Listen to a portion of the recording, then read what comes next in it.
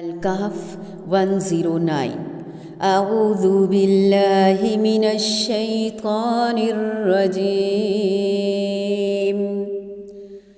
قل لو كان البحر مدادا لكلمات ربي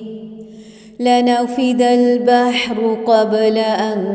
تنفد كلمات ربي وَلَوْ جِئْنَا بِمِثْلِهِ مَدَدًا قل کہہ دیجئے لو اگر کان ہو جائے البحر سمندر مدادن روشنائی سیاہی یعنی سمندر کا پانی لکلماتی کلمات کے لیے ربی میرے رب کے لنفیدہ البتہ ختم ہو جائے البحر سمندر کا پانی قبل اس سے پہلے ان کے تنفد ختم ہو کلمات ربی میرے رب کے ولو اور اگرچہ جئنا لائیں ہم بمثلی ہی مانند اس کے مددا مزید مدد کے لیے کہہ دیجئے کہ اگر میرے پروردگار کی باتوں کے لکھنے کے لیے سمندر سیاہی بن جائے تو وہ بھی میرے رب کی باتوں کے ختم ہونے سے پہلے ہی ختم ہو جائے گا گو ہم اسی جیسا اور بھی اس کی مدد میں لے آئیں کلمات سے مراد اللہ تعالیٰ کا علم محیط ہے اس کی حکمتیں اور وہ دلائل اور براہین ہیں جو اس کی وحدانیت پر دلالت کرتے ہیں انسانی عقلیں ان سب کا احاطہ نہیں کر سکتی اور دنیا بھر کے درختوں کے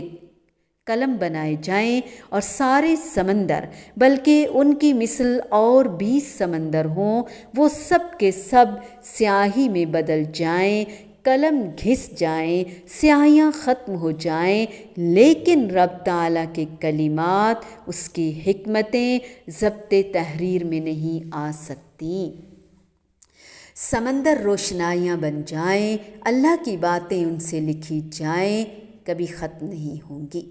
اتنی ہی روشنائی اور بھی آ جائے اتنی بے شمار انک ہے ہمارے پاس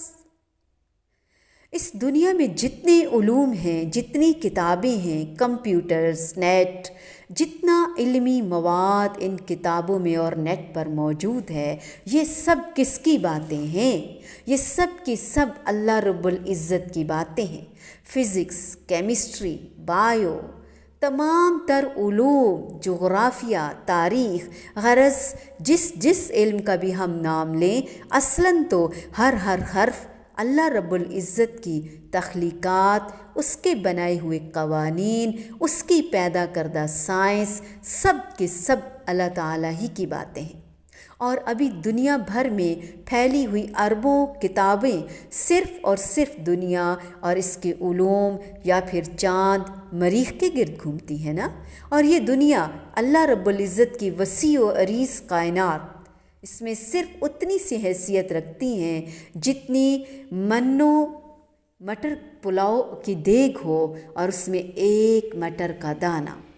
ورنہ وہ کل علم جو انسانوں کی دسترس سے بعید ہے بہت بعید بہت دور وہ تو اتنا ہی ہے کہ سمندروں کی روشنائی اور تمام درخت کلمے بن جائیں تو بھی ناکافی ہیں اللہ تعالیٰ کے مقابل ہم کیا اور ہمارا علم کیا